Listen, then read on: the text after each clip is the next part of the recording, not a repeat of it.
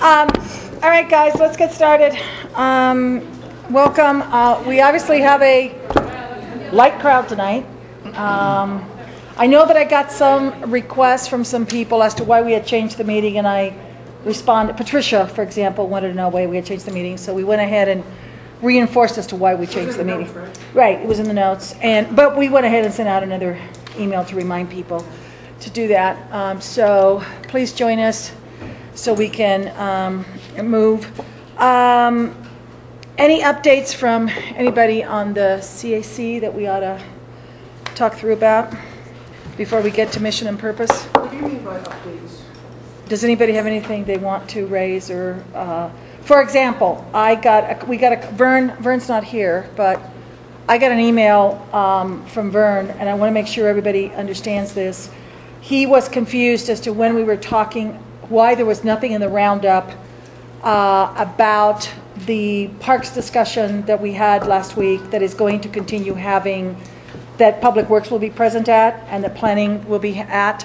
I responded to him to say that, and I want to make sure that everybody is on the same page, that we decided that at our April 30th CAC meeting, because we asked Scott Gilmore how much time he needed to put everybody together and all the things he needed to do. He thought he needed a month. So I asked if he needed, if April 30th would work, and he agreed that it would, that was enough time. And we went ahead and I thought all agreed that at the next formal meeting of the National Western Center Citizens Advisory Committee, this would be a major agenda on the 30th. And I want to make sure that that was what everybody heard, because Vern sent me an email saying, why wasn't there something specifically said in the roundup about when the next meeting is to talk about those issues with Public Works, Parks, and Planning. And we will go ahead and clarify that in the roundup again, but I want to make sure that everybody understands that we have, I thought Scott committed that was more than enough time. One of the things, for example, if you recall, that he talked about is could they get the master plan started earlier and not wait till January of next year to be able to do it. It's a question of money. And he wanted to get Public Works, and he felt that he had 30 days that he would do that, so we committed to get him there. I just want to make sure we all understand that that is happening on the 30th. John? I've got a question. Whether that specific discussion on that issue should be a part of the business here, or should that be dealt with the Gloveville Neighborhood Group? Well, I guess that is a decision that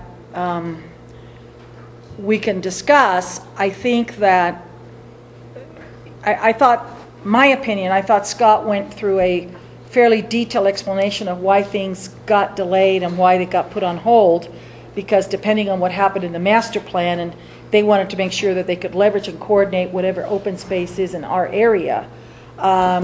If you guys want to move it out of the confines of this group, we ought to discuss that.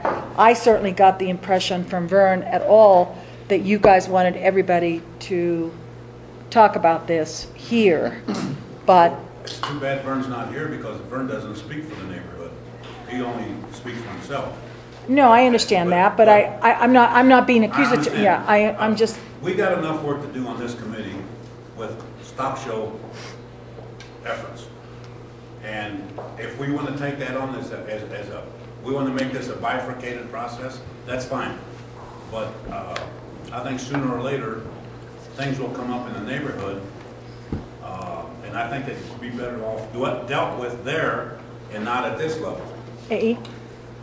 Well, in relationship to that, to me it's very clear in our global neighborhood plan that there's an integrated relationship between what's going on with the National Western Center and the park space and some of the things that are going on in Gloveville. And so I'm comfortable with using this process to leverage awareness and attention to that. And I think it extends into the neighborhood and comes back from, there's meetings going on in Gloveville, and if you're not informed of all of them, I'll talk to you, John. But I think that we are meeting on the Gloveville side, and we're going to be feeding into this, and it will feed back into this. I mean, I think also it's fine to invite people from Gloveville to come to these meetings for this specific topic, and to invite the same team that's being accumulated. whatever, from the city to go out into Globeville, because we need to increase understanding. And in that regard, is Nola here? Oh, hi. I just wanted to mention that Nola found 2 really awesome pictures from this work session that we have been just dying to find on the parks that we did at Staples. And I looked at those, Nola, and I think that we might be able to spark some real, we might be able to recoup that, and so we can maybe plan on getting a meeting going on in Globeville soon for the specific purposes of what that work session was. Yeah. It doesn't make any difference. I'm just saying, do we want to bog this advisory committee, National Western Advisory Committee, with that, or should we get up with her? Either way, it doesn't make any difference. All I'm saying that there's going to be some strong opinions voiced. Yeah, Mickey, and then I have an observation I'd like to share from my end. But. You know, my concern is one that I expressed before, and this is only one element, that we are trying to expedite this zoning in way too fast. We have a major area here that I think needs to be considered as we do the zoning, as many other areas. I have a strong feeling that for some reason this is being pushed through. We had an agreement when you adopted the plan, and we said it was, I said it was expedited, and you said there will be plenty of time to go through the particular elements of the plan. We're now doing zoning. I looked at a schedule. Basically, we're finalizing everything over the next 2 to 3 months. I think that the promise that we would have time to consider the items here, for some reason, and I don't know who is pushing this through at a rate that really there is not time for us to give proper consideration to things. I'd like to know who is the driving force that is setting this agenda. I don't know. Okay, I think the parks discussion is different from the zoning discussion. Well, I don't know that it is. We talked about a piece that is significant in terms of at 51st it may be impacted by zoning. I think the condemnation and how we do the zoning here could be impacted. I think we are just pushing this at a rate that really is not beneficial to this community. I think it could be very costly to the city. We're talking about a $1 billion project, and we're trying to do things in 3 weeks. Well, first of all, we have 2 more zoning sessions, workshops scheduled for April, correct? Yeah, but in the meantime, you've scheduled it with city council. No, city council, Mickey, it got pulled off the agenda. I was going to raise that. Councilwoman Montero pulled it off for neighborhood and planning for this month. It's not on, for this month, it's not on the agenda, it's not moving forward. In general, I think we need to know where our input is coming, who is making the decisions on this schedule, that it needs to go at this kind of level. If it's the planning department, I think it's inappropriate that planning is setting a timing for this committee. If it's you, I don't think that's appropriate. If there's someone else, who is it? Yeah, I don't want to speak on behalf of Paul, but I think for us, having the entitlement piece underway, I think the singularly most important discussion we wanted to have was the text discussion. The actual text discussion. You're creating a new zoning. What is the input that people want in it? What do people want out of it? I think it's important to tell, for the sake of transparency in this area, that you are going to start having a rezoning in that purpose, okay? And that's, I'm not as, and the city may differ with us on this, I'm not as focused so much on the map, which actually changes things, as it is talking about the text. We are creating a new chapter of zoning in the zoning code that will allow certain things and not allow certain things. And I think that's an important piece that needs to be considered. I see it very differently, but you all, and planning may have a very different view. There are all kinds of examples when at times the city has done, when we did Denver Union Station, we did the master plan, the historic designation, and the entitlements all simultaneously, okay, and had to create new stuff. That didn't fit here because everybody wanted to make sure that everybody knew what the master plan was. But that's open for discussion. I don't think we've drawn a line in the sand. I think we originally started this discussion for some of us, and I will say this again, and this was Jocelyn's here, and so we can speak very frankly, we got very afraid of the intensity of the purchasing of property for the purposes of one issue and one issue only that I thought would risk one of our partners. And that was CSU, and it's about growing. Okay? But the people you're talking about and making the zoning for is basically National Western and the city and county of Denver. They're not going to rezone this property for marijuana. I would bet anything that they are not going to sell off that property. I'm not talking. The other private people can do what they want now anyway. I understand that, but I also believe that once you start moving, I think if you are a developer and you start looking in an area of buying property and you see what's happening around you in terms of zoning, I think at times it creates a, I don't want to say chill factor, but it gives you pause as to whether you're going to go down this path, as to where you're going to invest all these millions of dollars in an area that ultimately do it. We also know that the city is, and this is obviously very delicate, and we're not involved because it's the city being, and by we mean the National Western on this, the city is talking to property owners. We thought it would be appropriate that you would have a chapter in the Denver zoning code that would talk about what is allowed in this area, so as properties come online, not everybody's hostile. I mean, there are some positive discussions going on with the city of landowners who may want to sell, and they could without zoning. I agree. Again, Mickey, I want to differentiate the two. I think one thing is to create a chapter in the Denver zoning code, and another one is to create a map amendment.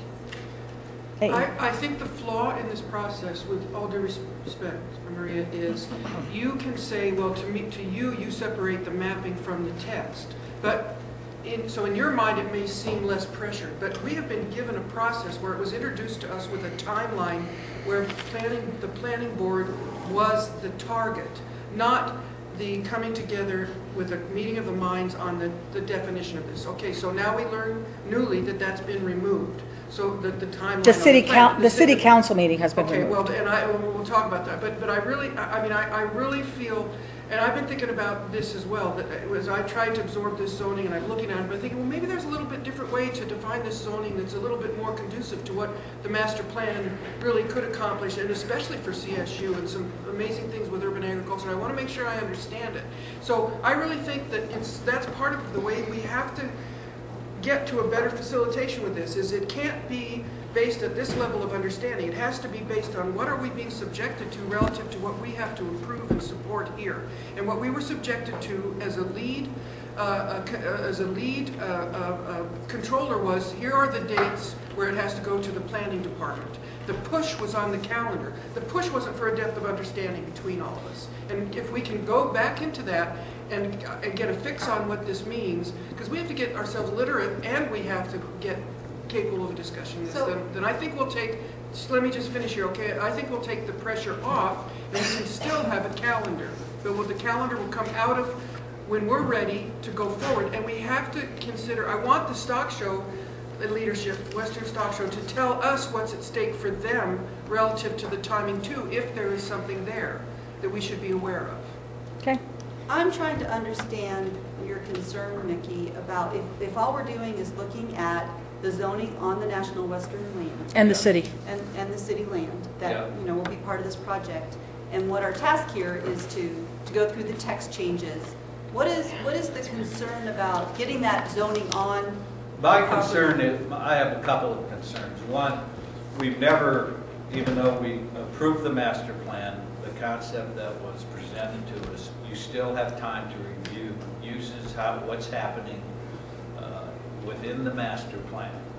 And there will be time, and that came up in connection with the master plan. They said we need to get it approved. I understood the RTA. The RTA as being the push. We are now setting hard lines in terms of how this land can be used. We haven't really discussed it, and that's my concern. My concern is, and we have over 50 properties that are not being zoned at this point. We don't know where they're at, what they're doing. To me, we don't have the information to go forward and approve it. And I don't feel comfortable going forward and saying, let's approve this piece, and we hope it will work. So what pieces on the site do you want to continue to discuss? Well, I think that's part of the issue is I don't have an opinion at this point. I'm saying at some point, once we look at it, maybe the hospital part of the veterinarian hospital thing, maybe it should be switched. We have a zoning, and that's a map amendment is in place. And maybe it's not appropriate. Maybe we want the National Western, before we're done here, to take part of the North Side Park or one of those pieces we talked about as being part of the whole zoning. I don't know. I mean, all I'm saying is as soon as we finish the master plan, as soon as it was approved by City Council, within 1 week, we had a schedule of when the zoning had to be done. That was not sufficient time for us to study the master plan, to look at the zoning, and then in addition, we recently got a outline of the next approvals that are necessary over the next 2 or 3 months. It's just not, if we're going to have any meaningful input, then I think we need some time to basically voice our opinions, to look at things, and not basically be dictated that this is your schedule. Now, if there is some really critical reason, like we had before, I'm open to listening. But what is the critical timeline and who is dictating it? That's what I'm asking. Hey, Steve, could I ask a question real quick, just to clarify? So what we're talking about is a campus type zoning, correct? Correct. And in that campus zoning, it doesn't necessarily dictate where a vet hospital would go as opposed to, say, the livestock center. Right. It creates the vote where all that's allowed. So it's not. So we still have, if we move forward with the campus zoning plan, what's inside of it, it doesn't dictate where particular uses are. It just simply says what those uses are that are allowed, much like a PUD. Well, my understanding is there are 3 different zonings. There's a hospital campus zoning, another, isn't there 3 in there? I can explain what that means. So currently in the Denver zoning code, there's a campus zone district for a hospital. It's mapped at Denver Health, for example. There's currently a zone district for education and institution, and it's mapped at a rare campus. I just wanted to provide examples of other campus zone districts, campus being the context, and the chapter in the Denver zoning code.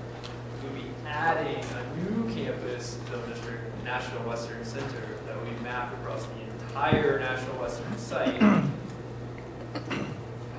different phases that would allow all of the things that I've listed that we've talked about the last week. And just to clarify, and generally speaking, when the city does these campus, it's really for one project to provide some type of consistency across the board in that project, correct? It really treats the entire campus as one development site.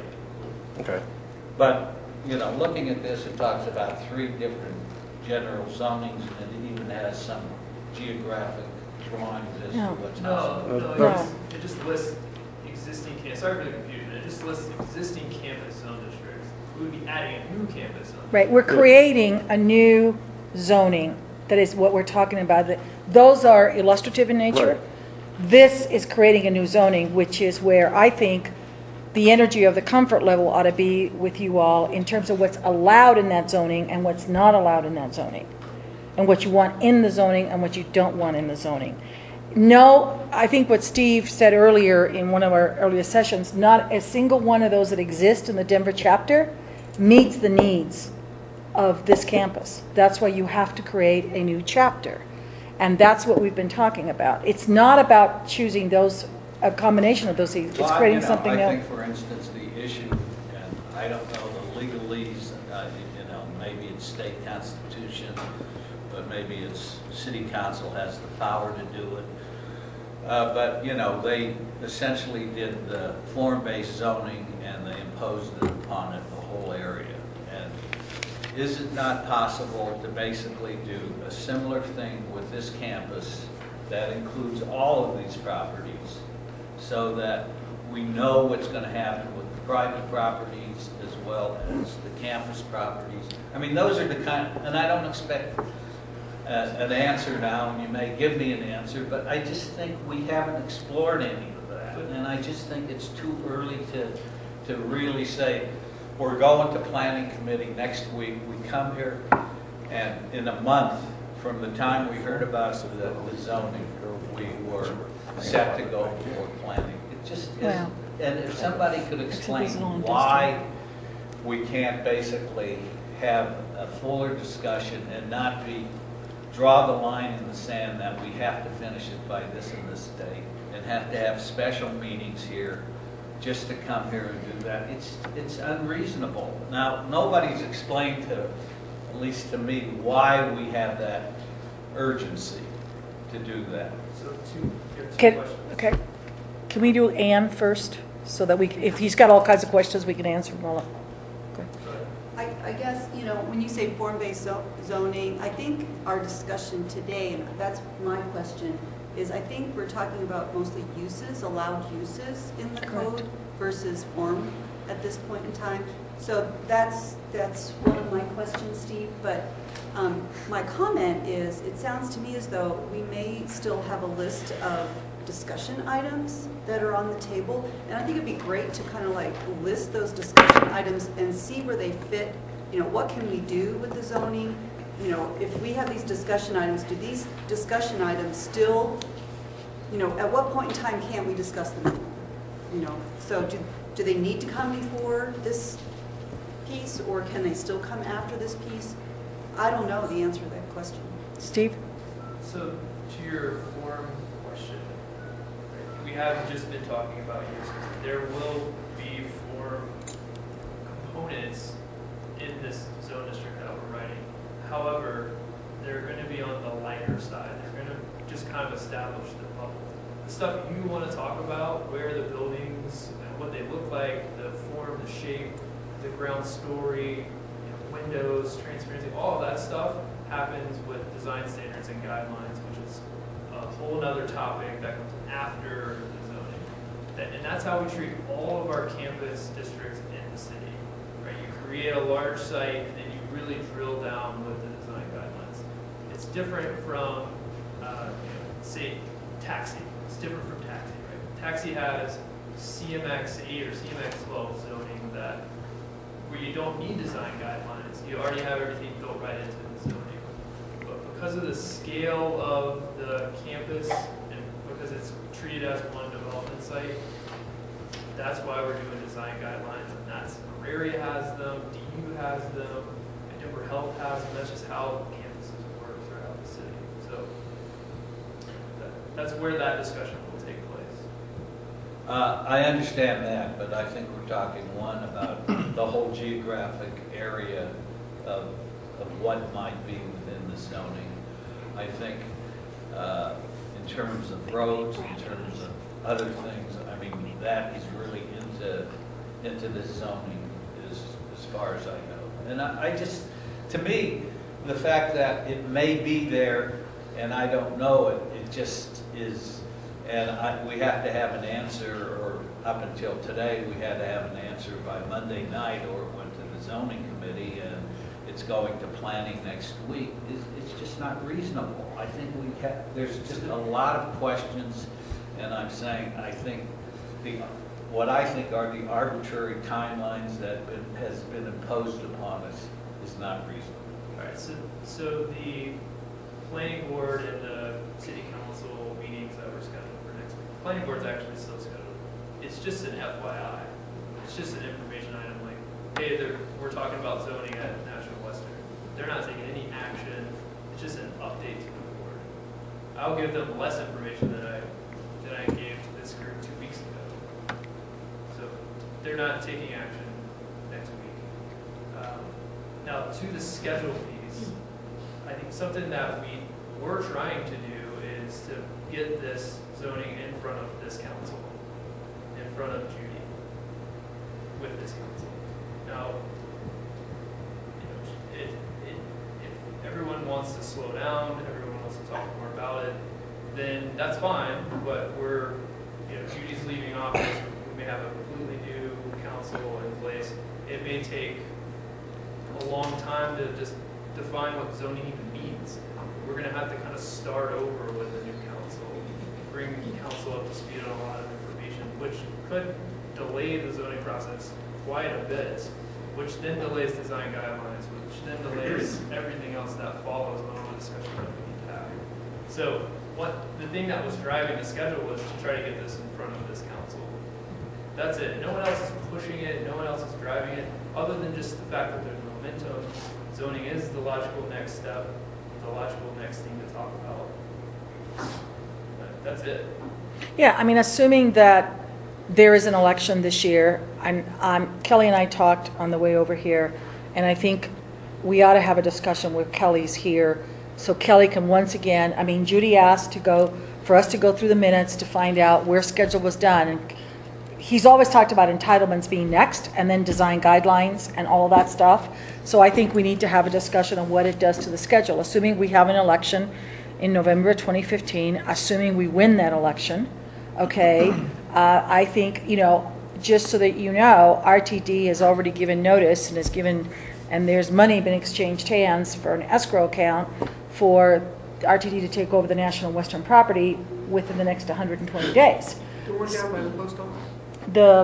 The 7 acres. The 7 acres. The back of our. So things are moving, whether if we do nothing, whatever, that's fine. Things are moving. So I think in Kelly's mind, he wants to make sure that and Erica's here, so correct me if I say anything wrong.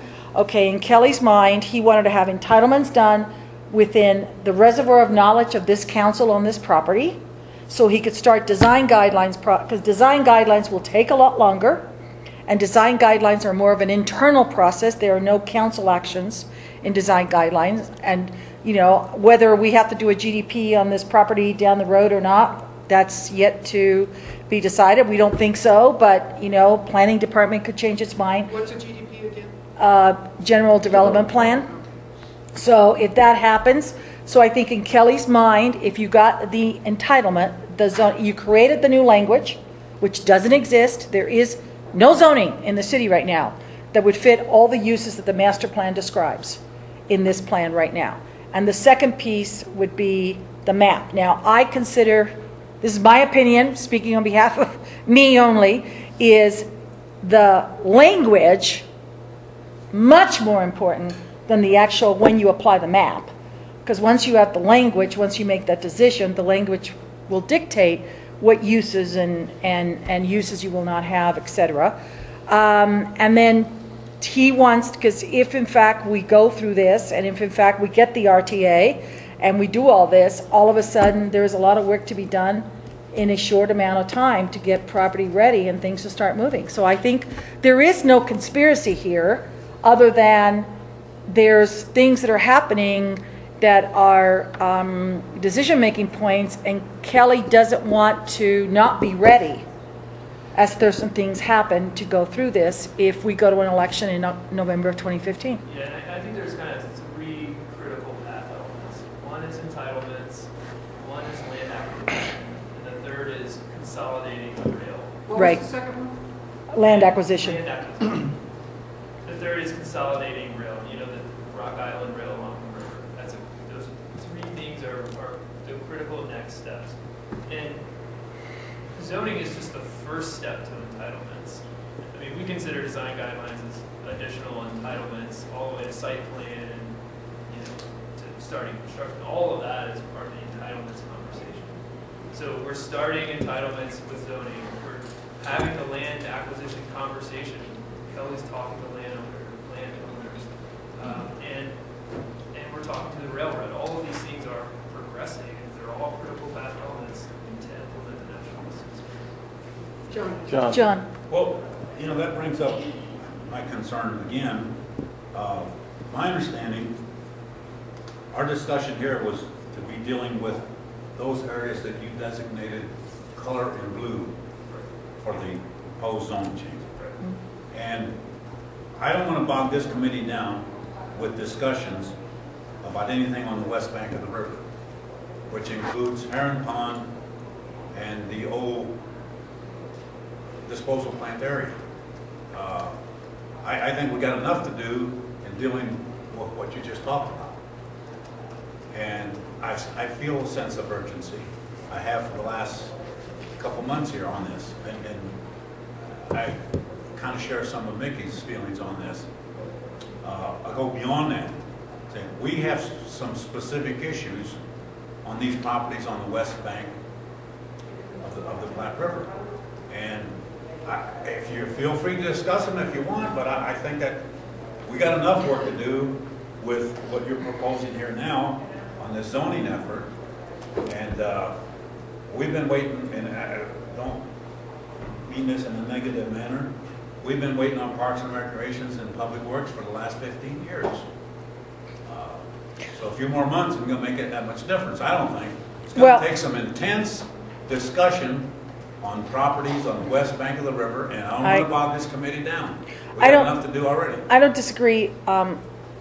AE, want to chime in, and then I'd like to hear from the Global folks as to what they want to do. I found, just for me, purposely because I'd heard about all this stuff, last week's discussion as enormously informative to really crystallize what I thought the issues were. I had no clue how complicated it was, and I now have a better understanding that informs me better as to why we have to be sensitive as to what happens on the study area. Whether that's all you want is sort of have that discussion and move it to another subgroup that starts working on it and keeps this committee informed. I don't think Terrence and I have an opinion on that. It's up to you guys to decide. But I have to tell you, I walked away last week finally understanding the challenges in the issue, which I had seen letters from Judy and I had seen all this issue, but nobody had sat down and explained. And I thought Scott did a very good job of laying out the issues. Whether you agree with them or not, I'm not making judgment on that. I just thought that for the first time we got to understand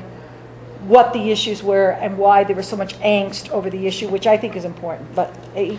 Okay, well, that's exactly what I feel. And David, you were there in the meeting, in the neighborhood, the Glover meeting the conversation we had that we were hoping would be accomplished, is that there would be a balance between understanding the cause and effect over on the Gloveville side with the Western Center, and how that to me is progress. It's not so much getting bogged down, although I do feel the work has become overwhelming, and all these extra meetings because of this timeline have to be, we have to be considered the impact on people. So I think that sort of legitimizes this bringing together the Gloveville concerns with the Western Center conversation, because they are entwined, and that was one of the intentions of this NDCC and with us, but there's a lot of different feelings about how they should be entwined still, and those are some of the particulars. And the thing I wanted to say, and this, I just feel like a total epiphany right now regarding what the communication has been here that has caused us to be so hard, and it didn't have to be, because what you just talked about, Steve, regarding critical paths, I'm constantly trying to understand, why do we feel pushed and I don't like you even putting the word conspiracy on the table, Maria, because it's not like that. It's not about that. Right. It's about feeling competent and engaged in a process wherein we have equal understanding. And instead of, if you had just come, I'm just watching myself as a person emotionally trying to understand this along with all my peers in the neighborhood. If you had come instead, we have 3 critical paths here. We have a dilemma because Judy is maybe not going to be on council. We have a dilemma about reorienting the council. The things which are, to me that would have been, Mickey raised this question weeks ago. Why not just answer in that regard instead of coming in with this compressed focus on one part of the jigsaw puzzle, and it feels like we're being maneuvered. And it's not because we think there's a conspiracy theory, even though it does feel like somebody's not being transparent. That's not the same as not being honest.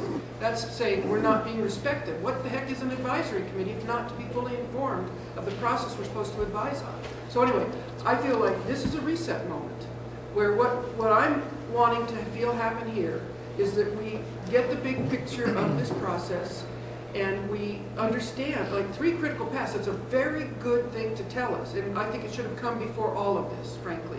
And this concern about the schedule with the election should have been right up front. It shouldn't have taken this long and this many challenges. It's not respectful. And I really feel like I want to understand how the Western Center administration and the stock show feels about this relative to their instincts being what's informing what's coming out of planning and development as well. I mean, I really want to make sure, because that's, you know, hearing that the transactions are going on the property, and that, I mean, there's a whole plan that has to unfold that we have to be responsive to in sync with what's going on with the neighborhood plans. And by the way, this isn't the only place that this is happening. I've seen the same thing with CDOT and in these meetings, that same similar conversation, same thing with all kinds of things. It's a really important moment to realize that the bigger process has to be understood. And it's not distracting us from the details. It's just helping us be part of the sequence. Right.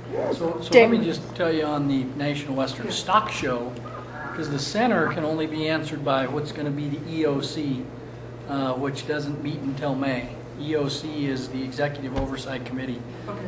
They'll be the oversight of the center. But Temporary oversight of the yeah, center. but for the National Western Stock Show, my number one priority is getting this in front of the existing council. The risk, in my opinion, to this entire project by putting it in front of no Charlie Brown, no Judy Montero. I mean, these are champions for the National Western Stock Show. If you change over and we aren't done with this, then in my opinion, we are at significant risk. So rather than face that risk, I've been, hoping that Kelly and the rest of these guys that know this stuff, I've never zoned anything in my life. I have no idea what the process is.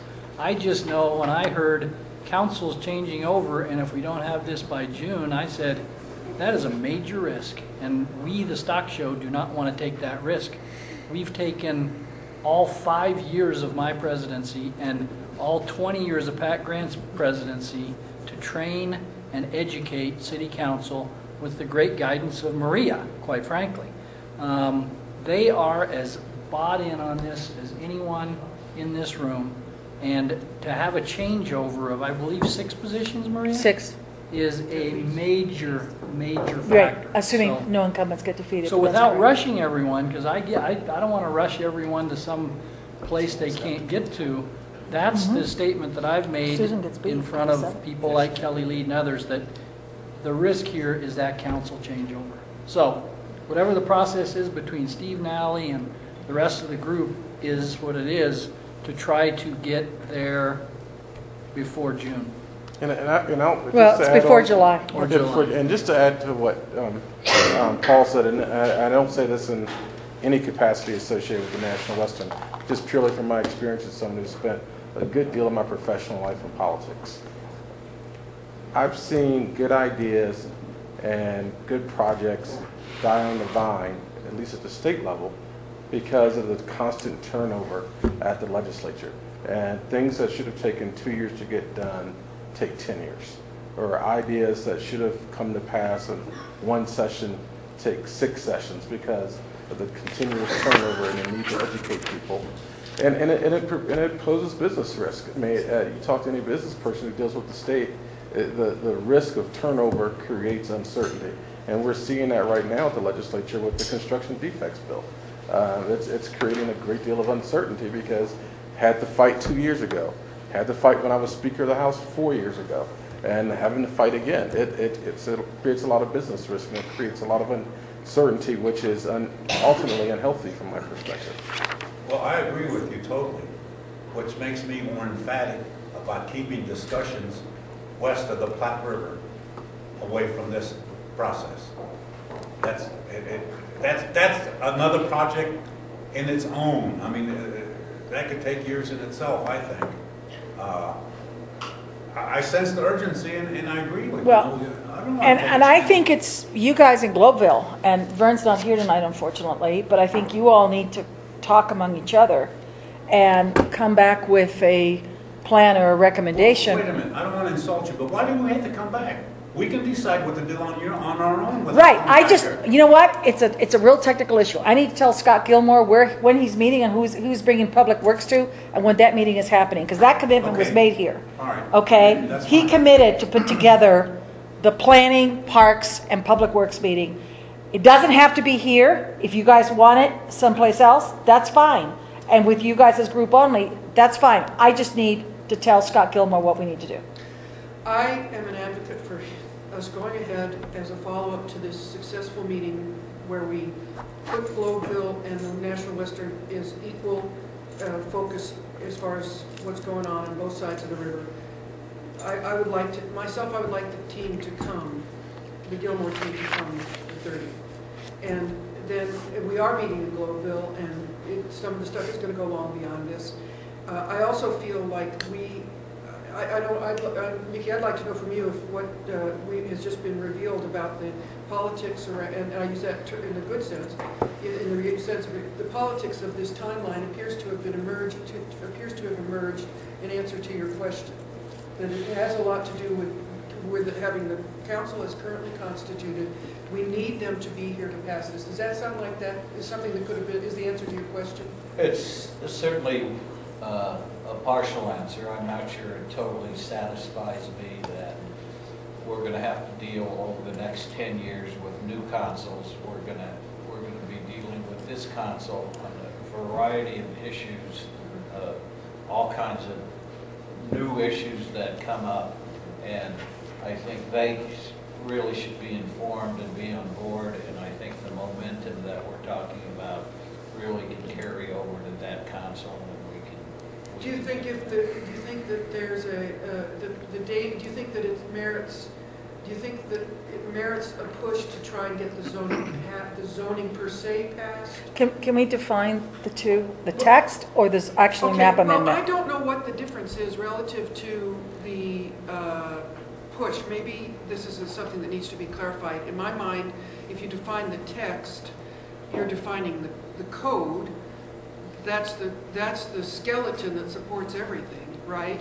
Why is there a difference? Yeah, so Mickey could come to the city and say, I want to rezone my property to, and point to a zone district and say this. And then we just go through a map amendment or a rezoning process. Right? The National Western has nothing to point to right now. Right? So Except its borders. the National Western has no zone district to point to and say, I want this for the National Western Center. Okay, So we have to write that. I That's the text portion. We have to add it to the menu of zone districts and zone. Okay, I understand that. And when it's on the book, it exists. And mapping it is just a pretty standard rezoning process. That does go to city council, but with the text in place, this is for the National Western Center. It only applies to the National Western Center. There's only one National Western Center. Is that making more sense? Well, what's the approval process? City council. Okay, but the approval, I mean, what is the approval process is first of the text? Right, Yes. you have to have a zone district to zone to. So we're essentially modifying the big text, the big zoning book by adding a category. Yes. And then we have to take that category and apply it to the map. And map it. Okay, that's a very simple way to say something that I don't know why people, it's had to be so convoluted. So we are asking, okay, so we're defining the text relative to what we anticipate the land use within these borders. That's why I think it becomes a Mobius strip in our heads, because we are making a decision about the land use when we define the text. Right. But the way I've been presenting it is that it's both a text and a map amendment. Right? So what Maria is saying is she feels more comfortable separating text from map and just talking about the text and just having city council adopt new text. And the reason that might work is because of what Terrence was saying, which is if we define the campus, we can still do different placements of different things within that. And what we're essentially doing is prohibiting the city from doing something with their land outside of what we define as the text. Is that what we're striving for?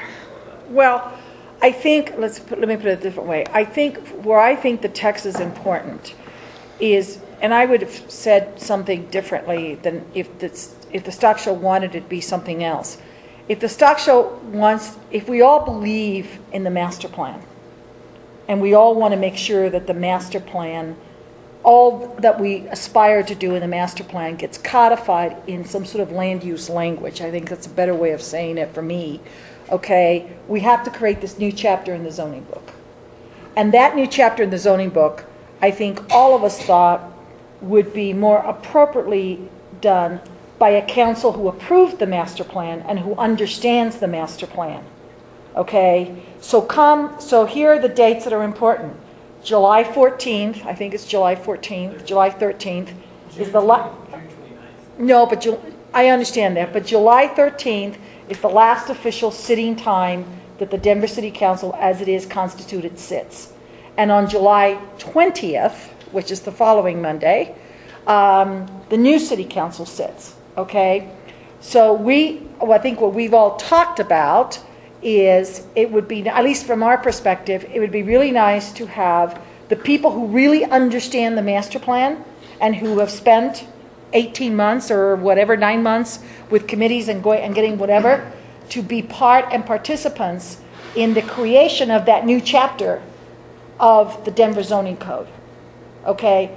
Once you do that, the map becomes, once you create that chapter, because then if anybody comes in and says, if the city acquires properties and the city starts rezoning that process, we know what's going to be allowed there and what's not going to be allowed. And I think it's, for me, and maybe it's my differentiation of it, I think it sets the stage for what this whole area is going to be.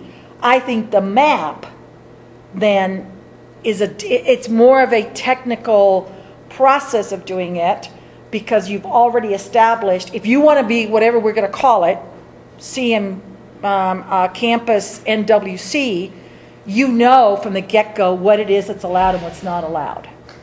That's the reason we thought through and to do that. That's why I think a couple of times in these meetings I've said what's important is the text, because that is what embodies and will codify what you've all worked so hard in the master plan that you want to have happen. That is the codification in land use terms.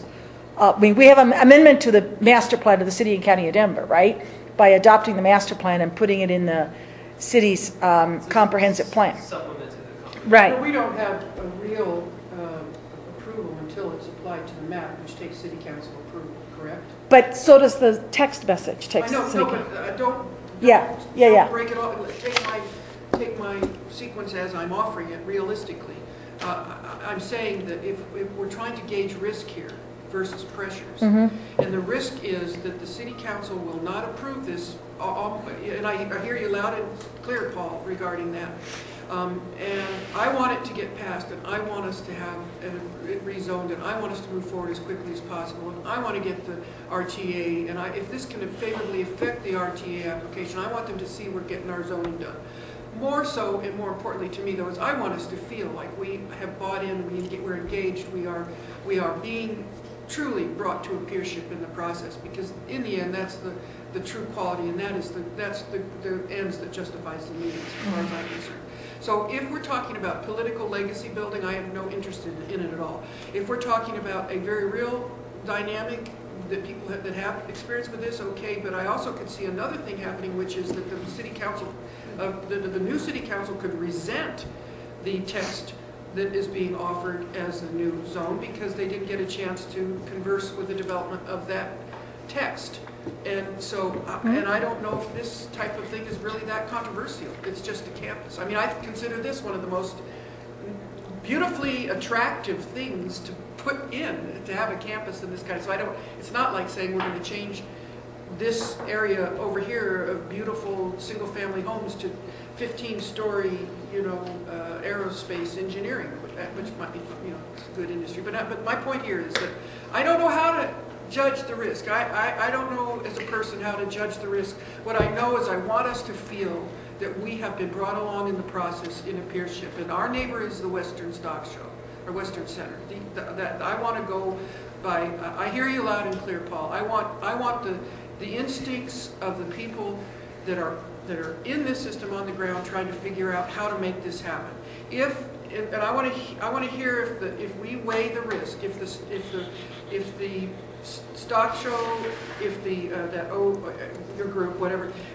My question now is it is it less risk to pass the text now and hope that the incoming council will apply it to the map, or to embrace the new council in the process of defining the text so that they can buy in? And I don't know. I'm at the tip of that iceberg. I don't know.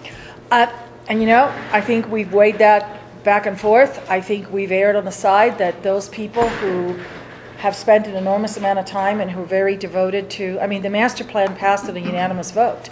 And those people who have put an effort, and there's a lot of people on that council who worked really hard to make sure that there was an appropriation to do this master plan because they saw what was at stake, right? That the stock show either may disappear, or if we didn't find another place, another home. So there's a lot of people vested in this. The other compounding factor is, since we're clearly off agenda, but this is actually a good dialogue to have, is the other big decision we have to make is if the mayor decides to go to the ballot, is when do we initiate that? When you say go to the ballot, this is for the funding? Yes. We have to extend a tax. And so in order to get the $856 million that is described in the RTA, there has to be a tax extended. And so the question is, and let me tell you this reality from the stock show perspective.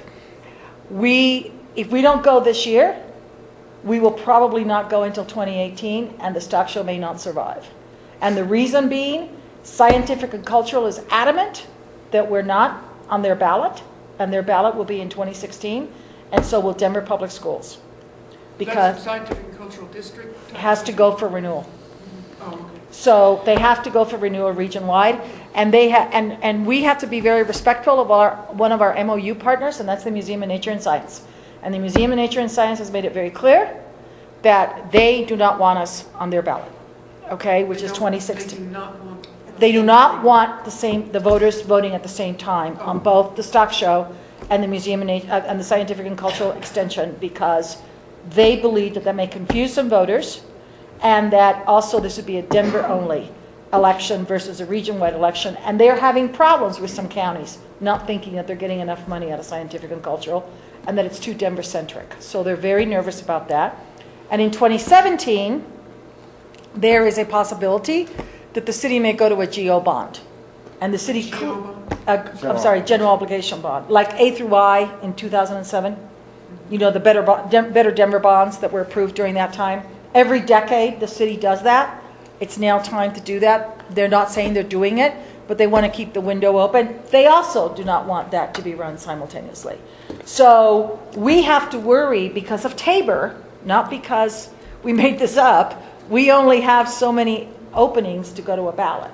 So if we do not go in 2015, we could be delayed as much as 3 years. So these are all very reasonable things that I feel could have been brought to the table weeks and weeks ago to help us have grounding in this discussion, rather than this isolated spear of intense pressure around a very complicated concept, which is zoning. And so I appreciate these things being discussed, and it's totally understandable. These are realities. And so I just feel like as time goes on, we need to adjust this. I feel a little disrespected that we didn't start with this overview and with the timeline. I don't feel comfortable when I hear you, Maria, saying that we talked about it. And I know that what you're talking about is you and Kelly and MOU. No, I think there was probably a timeline that we put, we're going back and searching it, but it's probably not been specific enough. No, I've paid very close attention, and I have a painfully good memory for these things, but there has not been the type of detail that would help us understand the true nature of this process. And we can't be expected to without the disclosures from people and this is why these advisory committees sometimes start feeling like just a dog and pony show, in my opinion, is we're not given the information to be fully vested in the process. I want to share the urgency in a really constructive way. And we've spent a lot of time now, I think, where we're doing a little bit what John is afraid of us legitimately doing, which is getting bogged down, but something else. I mean, I totally get these types of realities, and I just need to see it holistically. And so now we've got this on the table. So So let me just make a caveat, though. Let me just respond to that, okay? We were told very clearly. I mean, the mayor's office has been very clear that under no circumstances could we talk about possibly even going to the ballot. And Paul has sat in that internal committee until the Finance and Government Committee that Kerry Kennedy put together, that everybody had to sign non-disclosure agreements. They met for 6 months, Paul? Yep. Until there was, I was not on it, Paul was on it, there was a group, because the city felt very strongly that until they saw a path forward on financing, there was no way that anybody was allowed to even talk about going to the ballot to be able to do this. And Because when did they see the path forward? the path forward was, a path forward was, they actually, I think between, I'll tell you what helped it happen? The RTA. The pressure, the amount of detail that the RTA required forced the city to sit down and say, okay, the RTA doesn't just ask, justify your 117 million. The RTA says, how are you going to fund everything you're doing here? So that forced them to do that.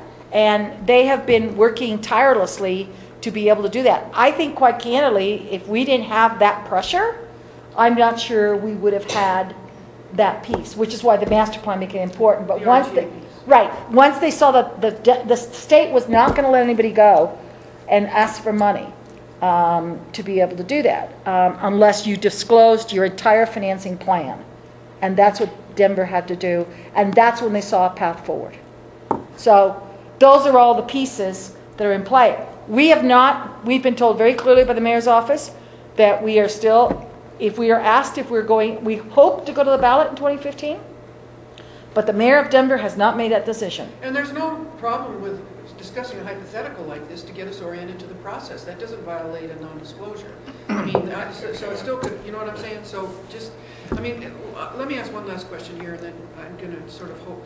Is there any way that we can bring to a focus, and maybe I'm just not getting it looking, I mean, can we bring to a focus exactly what, I appreciate the expansion and the contraction, but I'm wondering if we can do some reverse engineering.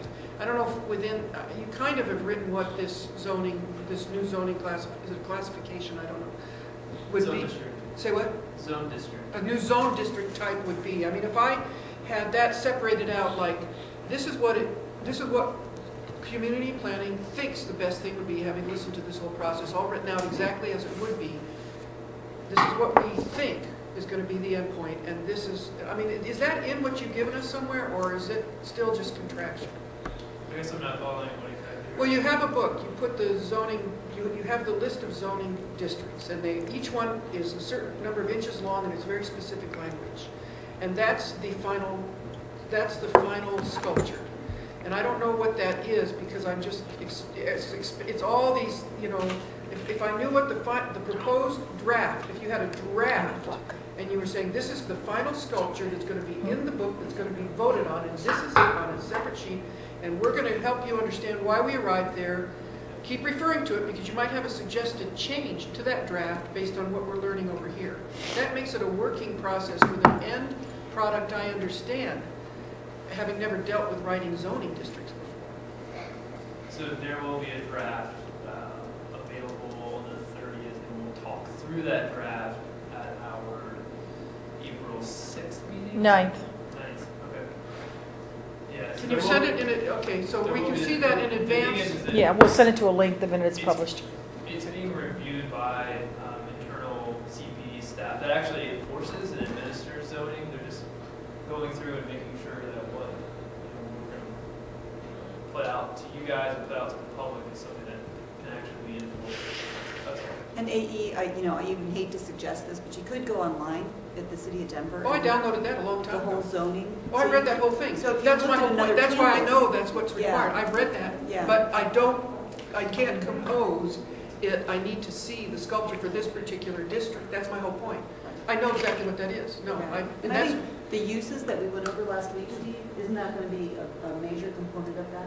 It's a major component, yeah. So that, I it's get not that. the I just whole want to thing. see I get that. I don't want to get distracted or rehash it. I get that we're leading toward that. I'm just saying that When are we gonna it see the helps draft? to have the demonstrated, you know. The that- 30th. You know, I get that. So I have two questions. Yep. If you want to go on the ballot, you need to have, what do you need to have for the ballot? You know, for a master plan, we've used the master plan to get the tourist money.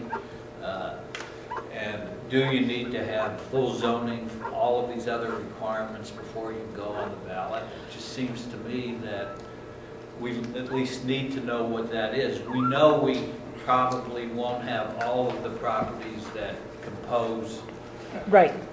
by Yeah, that right. time, we're still going to be in condemnation. So Can- I think can it's we not only use fair that word? that we know that. And I think the other question that when Councilperson Montero tells us that she's not satisfied at this point, and she's worked with you the whole time, I think we need to listen to her, and we need to basically get her opinion in terms of what's missing, what she needs, and move forward.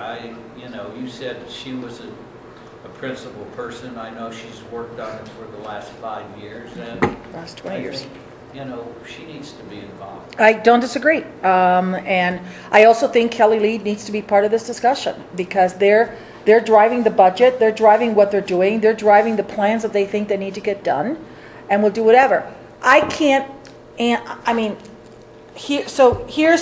Here, you talk about risk assessment, okay? So here's the risk assessment. There are 2 schedules that I believe the city attorney's office is working on, because all of this at some point ends up in the city attorney's hands as to how you get to the path to the ballot. And one is an accelerated path that allows this council to vote on it, okay? The other one is a path that goes afterwards. By state law, you have to be certified to go to the ballot the first week in September, or you can't make the ballot. There have to be 120 days between the election and that piece, okay? We have big trepidations about starting a campaign on the Monday after Labor Day when you're still waiting for city council to vote on it. Talk about risk. That's huge risk to wait that late in the process to be able to do that if you're not going to get authority as city council. I also believe that there will be people who'll start asking for certain things to happen in that process. And there'll be other stakeholders. Trust me, I was telling AE on the sidebar, there's a whole lot of outside stakeholders outside of this area who are now realizing that this may actually happen this year and may not like it. Okay? So they're coming out of the woodwork. Okay? So the question becomes, if you're going to have a whole lot of other stakeholders have nothing to do with this process, okay, who have not been part of this, who have not been part of the master plan, start surfacing, I would rather have that discussion in the end of May and the beginning of June than in August and September, because that will contribute to the failure of the election. Because I can assure you one thing, I think if we lose, the risks are very, very high. So I don't know, Mickey, and I'm not going to make it up. I don't know if we have to have the zoning before we go to the ballot. I think we would be more comfortable if we knew what we were going to be. I think the question will surface. I also think questions of governance will surface. I think questions of who else ought to be getting money out of this deal ought to be surfacing. Right now, what is intended to go on the ballot is $454 million approximately for the National Western Center. This is the lodger's tax piece on $104 million for the Colorado Convention Center. That's it. That ain't what some other stakeholders now trying to look at when they're starting to look at that money, saying that's a lot of money to spend in this area. So that's a weighted risk discussion we have to have. Okay? That is risk for me. Because if all of a sudden you've got 16 people from downtown Denver showing up in the 3rd week of August saying, where's our stuff? What are we getting out of this? That becomes very problematic. I'd rather have that discussion in May and June than have that discussion in whatever. Because right now this has all been very within the world of this area, and now it's opening up, and I think that could be, it could get, so I can't answer you whether we have to be zoned or not, but somebody's going to ask that question. Well, I think the questions you're asking that need to be answered to go on the ballot are something that we should be discussing and try to understand. I mean, to basically say we have to get the zoning and not talk about the whys and give us the time schedule and what we really need for the time schedule. If we don't need zoning, maybe we should be doing something else. I just don't want the whole thing as a done deal just because we have to be done in June and we really lose any kind of authority to look at what the plan is. This is a billion-dollar plan, and I think we all need to be prepared to answer the kind of questions you're talking about. I don't disagree. You asked what the risk and the pros and cons. City Attorney's Office has not finalized their schedule. We'd be more than happy to, once we get it finalized, their approval, because once it gets into that process, it's very legalistically. You're in Tabor, you've got to satisfy with that. They're looking at potentially what does the ballot question look like? You know, what are we talking about? And that all has to be driven by the Department of Finance and the legal department, because we have to satisfy Tabor. So John, hold on. John had his hand up. I'm sorry. She had her hand. Yeah, Susan. Yeah, Susan, I'm sorry.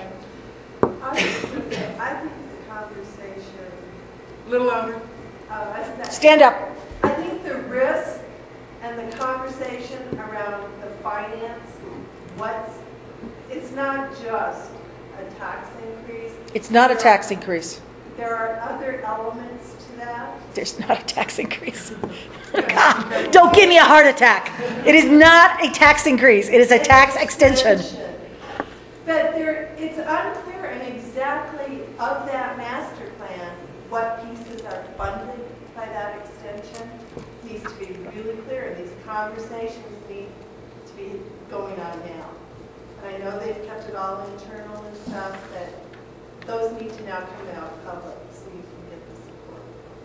Right, but we have to, that's not, I mean, that's for the city. That's for the CFO of the city that needs to figure out to say when she's ready to have those discussions. Well, she may be ready too late to have the discussions with the current council.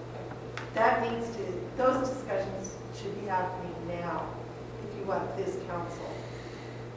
I hear you. So that's an item to put on the list of the NDCC coordination mandate.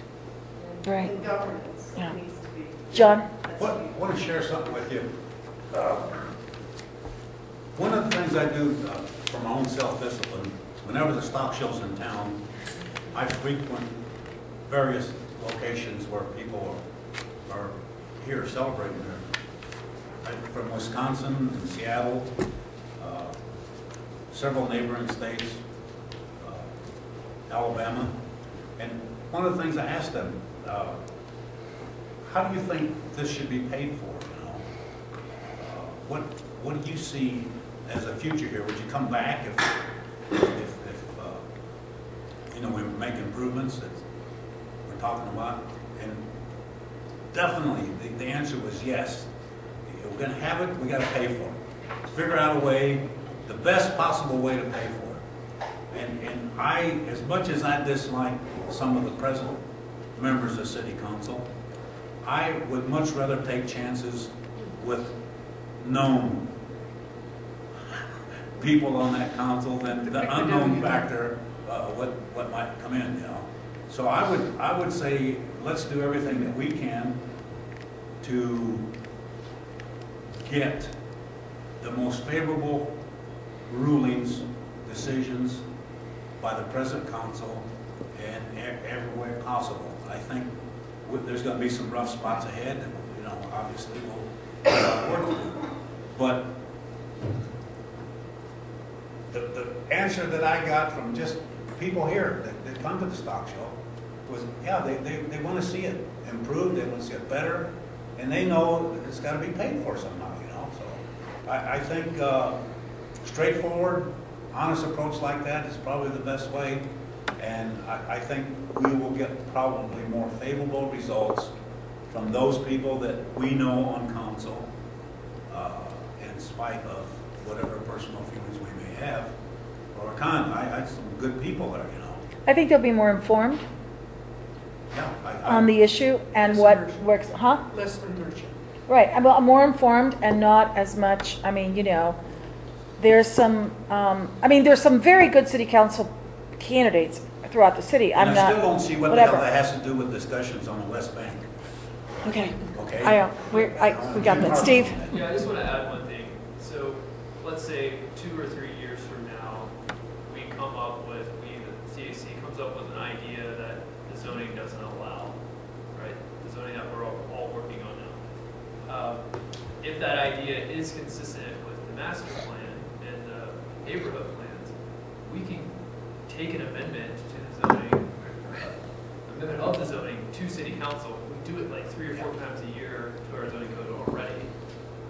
I will guarantee you that we're going to miss something through this process. I guarantee we're going to think of something in the future where we could amend the zoning 2 or 3 years from now and allow it on the site.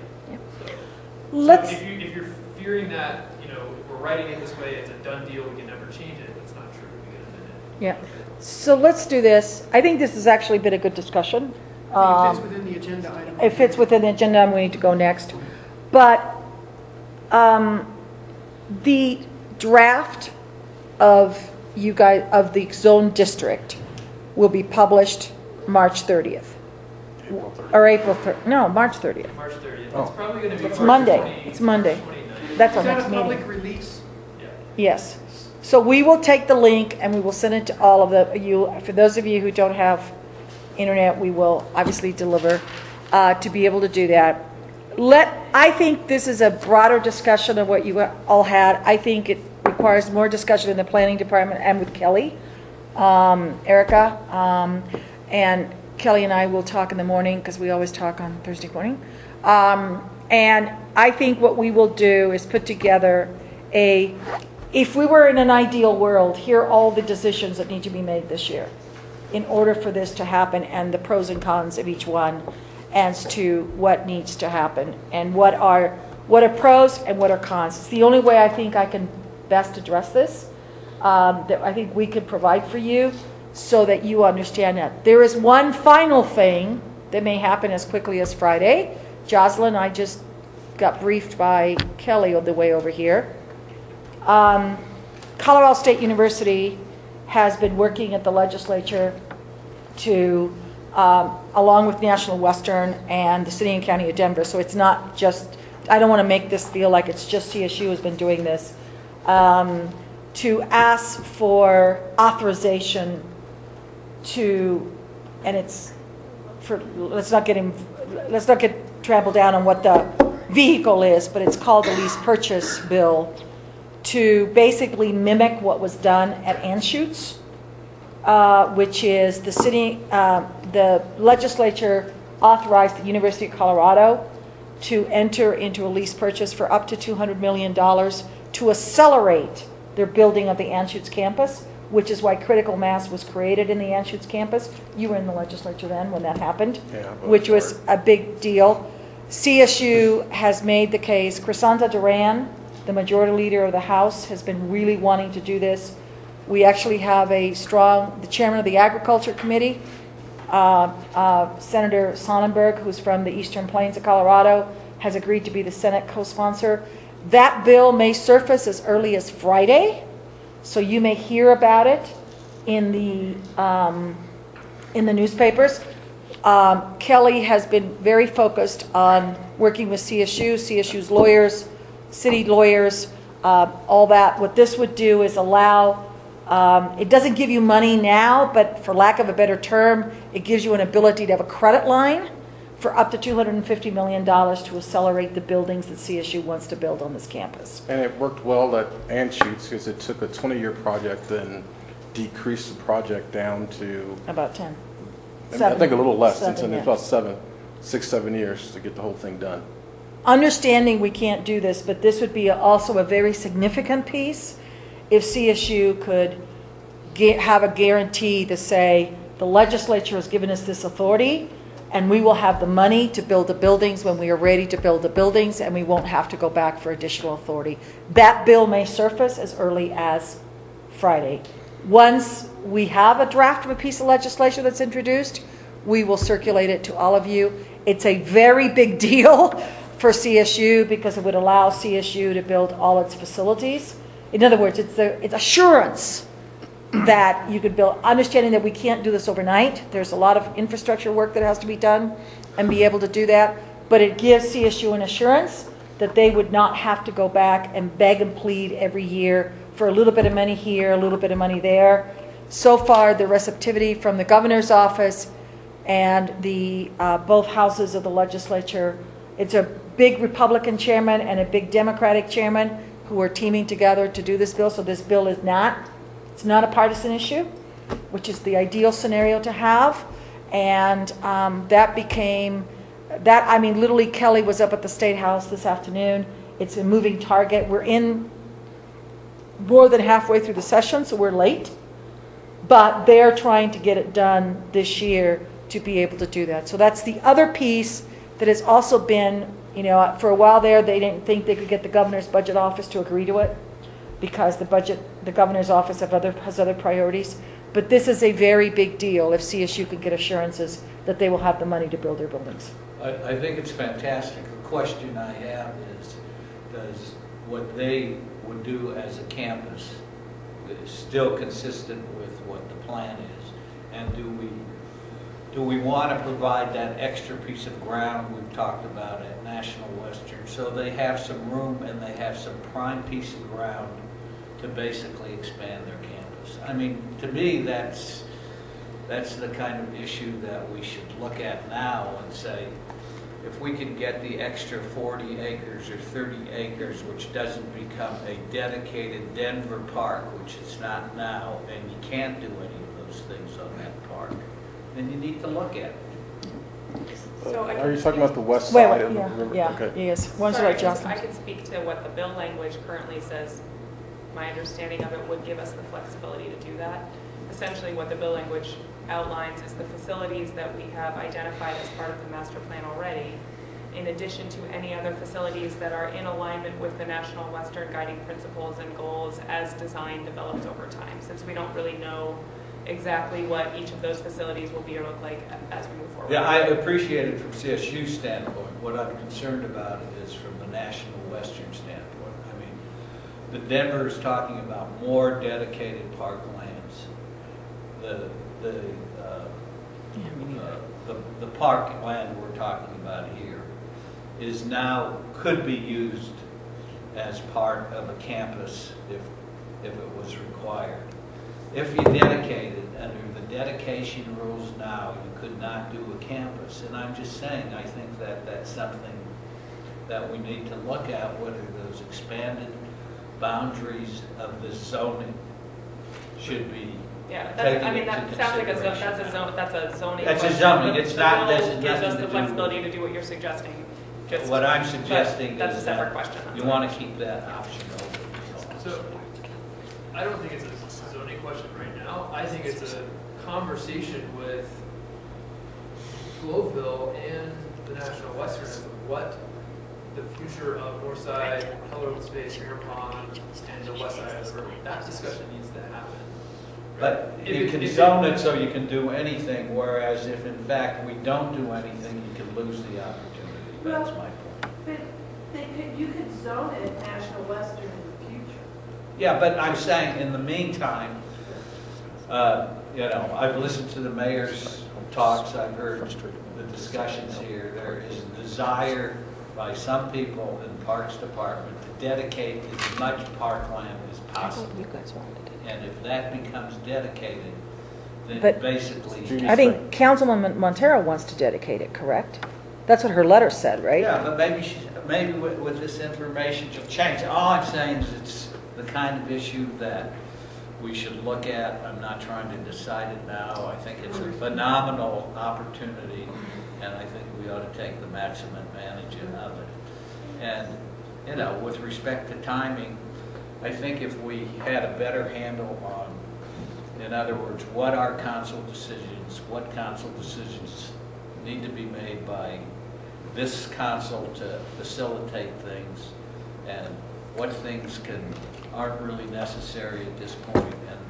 And I think it would help a lot in terms of basically giving us some clear running room to know what we have to do and how I think we all are on the same page. We want it. We want it as soon as possible, but we want it to be the right facility. This is $1 billion facility, and we don't want to basically lose the opportunity. And I'm saying let's keep as much opportunity as we can. I mean, the zoning issue is only because we don't want to cut off opportunity.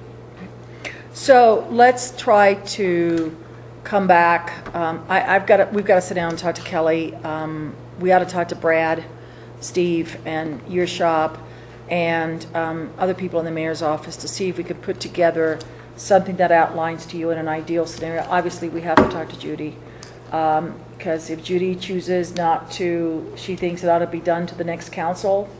It's definitely not her urgency, and I think she wants to hear from the community. The zoning are going to the ballot.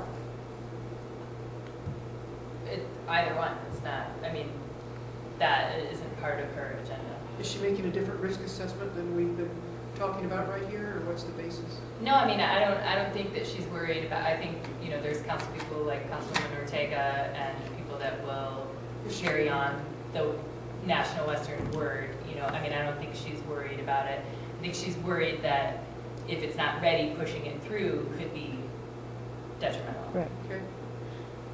I think we ought to figure out, and what we'll do is in this risk assessment, and that's why we had to do the pros and cons, is, you know, going back to your, and I don't know the answer to this, and I don't know how some council people are going to say that we're pushing something on the ballot earlier to do whatever. I have to tell you, trying to put together a campaign where it's an all-mail ballot, and if we wait until September, we will have less than 45 days to do a campaign, because the first absentee, all the ballots will go out 30 days out, is really scary. David. To be able to do that. So, I mean, I'm just worried about, from that perspective, I'm very worried about losing the opportunity and losing the window and not having enough time to educate the voters. It's a citywide election, and it comes on the heels of another citywide election, and the voter may get a bit fatigued. Plus, there may be other issues on the ballot, by the way. So, David. How committed are we? I mean, do we need to have more meetings? Do we have to double time it now to get this done? I was going to say, we're meeting weekly. We're meeting practically every. You know, I mean, are we committed or not? Well, I certainly think everyone here is committed. I don't think that's even a question. We're just trying to gauge what. But do you all feel, I'm asking residents, that you're getting what you need out, I mean, I know there's a lot of discussion about what are the benefits back to the neighborhood from this. Do you feel like you're okay with this? This what? This That being what? Moving forward with this timeline when, I mean, a lot of what we're hearing is, you know, this has this urgency, but then the global plan, Leary Swansea plan don't have that same urgency.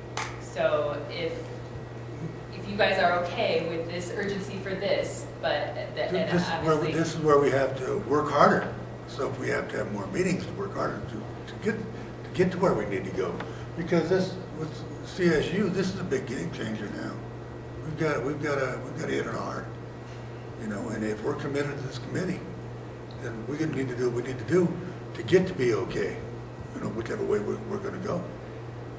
I mean, there's no time to lollygag now. And you know, I think we do, if we still have questions, if members of this committee have questions, I think they need to be very specific about what those questions are, things that they still want to discuss, and see how that fits into the time frame. And why can't we still keep moving forward yet discuss those questions? So, I mean, it's possible to do both at the same time. That's what I think. Try to get it all done.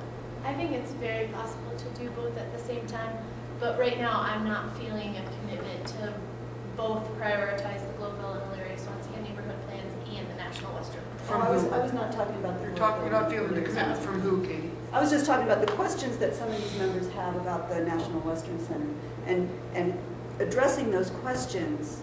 Can we still keep moving forward on the zoning? I mean, we lost tonight. I don't know what Steve was planning to discuss with us, but you know, I'd like to engage in the details so that we have an input on what's. I guess the issue is, so we're having this change in council, right?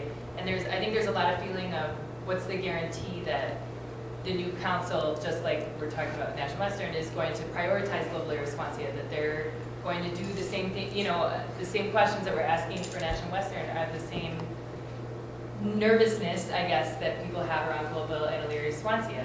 Are there guarantees that there will be budget priorities for that from this new council? Are there guarantees, you know?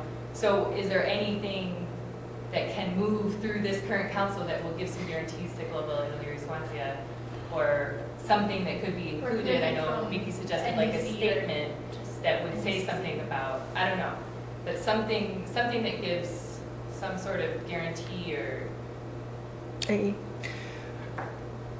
this is first of all, I want to say the commitment, I think, is very strong. It's not just a matter of demonstrate you're committed, let's have more meetings. I feel like this has been an incredibly important conversation tonight, that if we'd had some of it, we could have accomplished more in less time. I don't feel we've lost anything tonight. I recognize we've gone away from the planning agenda. But I don't think it's just a matter of having more meetings per se. I think it's a matter of understanding how to sequence, becoming aware of what we're doing. I would have found it much less time consuming to understand these zoning conversations if we just had this overview, just speaking for myself. I definitely feel that there's a lot of things that could be done to get Globeville, Elyria, and Swansea on the map for funding, not the least of which was we don't have to wait for I-70 to be built to deal with some of the infrastructure and connectivity. That's way beyond this room. I think there's a lot of things that can happen with CSU engaging directly in the community, and they've already started in terms of, you know, program development, that kind of thing. And I also want to keep the vultures away. There's all kinds of different groups trying to figure ways to get into the mix before we have a chance to coalesce the relationships here, and this is where the authentic direct relationships are. So I think we need to get closer together in that. There are other potential MOU partners that I think can become real assets to the neighborhood. So my feeling is this was a really good conversation. I hope people feel the same, and just from the point of view of a layperson in the neighborhood that's trying to voraciously understand this. And I agree that Globeville, we've got the Washington Street businesses starting to meet. We've got the other meetings. I want us to take what the connections are coming out of the meeting with Parks and Recs and Public Works on the 30th and take that right back into the neighborhood. We should be in the 2016 budget. We need to be looking at what happened with Rhino. They're helping to mentor us about how to get on the budget, you know, for 2016, and we need to get really specific about that. So I think that's part of what Kelly should be doing, is he should be out over saying, just like I got $200,000 to do a study for East 47th and Yale, is that over there? We can get $200,000. We can get money for the NDCC budget for 2016 to go into Globeville in this way. Okay, so I don't think all of the responsibility for that is on the NWCAC. I think this project leverages that. And one last thing, we did recognize that because there are only two owners here, the city and the Western Center, that does simplify the zoning. Okay, so, you know, it would have been good to hear everything we heard tonight earlier. That was how I was rationalizing accepting it. But that does illustrate one of the problems we have over there in Globeville, is figuring out who these people are that are buying this property and how we're going to work with them. I've been going by Westercamps every day with the neighborhood plan in my hand, ready to give it to the new owner, saying, "Welcome to the neighborhood. This is what it is, and this is what we need to do." But I can't get anybody to help me find out who owns that property. You know. So anyway, my answer is I think I'm very optimistic about the National Western Center being an incredibly helpful thing to the neighborhood. As long as we're really vigilant every step of the way. These are foundations. Okay, so go ahead, Ann. I'm curious what Steve was going to present tonight, and is there any way for us to get the information so we can look at it? I mean, do you have a handout you can send us? Yeah, I have slides, and they're very similar to the slides that I presented last week. Because there's a lot of detail in this, the red lines and the zoning text, and cycling through it a number of times I think is really helpful. So that's what I was going to do. I was also going to talk about the 3 critical path elements, but I already did that. And then, the other entitlements, the next stages of entitlements as we move through. So why don't we send your PowerPoint in the roundup this week, and then we will send the link once you publish the zoning code, the district. Meet again before they publish the draft, right? Correct. We don't meet again until the 9th. If we need to, and whatever. And then obviously there's a revised timeline. There is no city council meeting to update this on coming up next week. Planning board is still scheduled for the 1st, but it's just you guys know more than what I'm going to say. Planning board. Well, and the planning board gets grouchy if they think that there's a new zone district being formed that they haven't been. They don't like to be told of X and Y, and then just an FYI information item. Right. So, is that okay with everybody? As much as I understand everything, it makes sense to me. Mickey? So can we have the information, if you have it, in terms of whether the zoning needs to be approved to move forward on the We will ballot with regard to We the will put ballot? together a meeting with Brad. What else you need? We will put a meeting with Brad, the city attorney's office, the mayor's office, Kelly, to sit down. These are decisions that are not our context. We have to sit down with the city and finance, with the city people, to sit down and say, where are you guys? What do you think has to be done before the ballot? That discussion has not been had because, quite candidly, the mayor's office was been very clear to us that we're not talking about going to the ballot until we get closer to May 5th. And because that will decide a lot of things. So, I mean, unfortunately, we're doing this in the year where the city's having a major election. You know, we didn't control the calendar. We have to do that. So, I think so we will do that. Yes, we will figure out we'll do what we told you to do. We will do a pro and con of all the things that we think need to be done. What is ideal?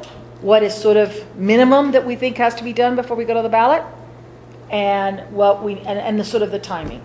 And then we will obviously, I think Kelly and Judy were supposed to meet today, right, Nola? But that didn't happen. And go from there. And so we'll obviously consult with her to see what she wants to do, to be able to do that. And we will go from there. In terms of the CSU stuff, the minute there's a bill introduced, we will get it to you all. Hopefully, if it's done on Friday, we'll include it in the roundup. Keep in mind that this bill has a long way to go, and don't assume that just because it's introduced and it's got some very good sponsorship that it's going to happen. I heard today from a couple of people that there's already other people lining up to try to kill the bill because they think Denver gets everything, and they don't want Denver to get everything. So, Hey, Paul, can the stock show provide all of his horses to ride around the state and campaign on behalf of the... No, the stock show owns exactly 0 horses. Oh, okay. Just so Maybe you some know. training. You understand? but we're not. We have one. Saddles. AE, we have one more issue. I'm sorry. Go Is somebody ahead. Sorry. Susan, did you want to? You want to talk about mission and purpose real quick? Yeah, you guys put it on the agenda, so, I mean, I have some ideas, but...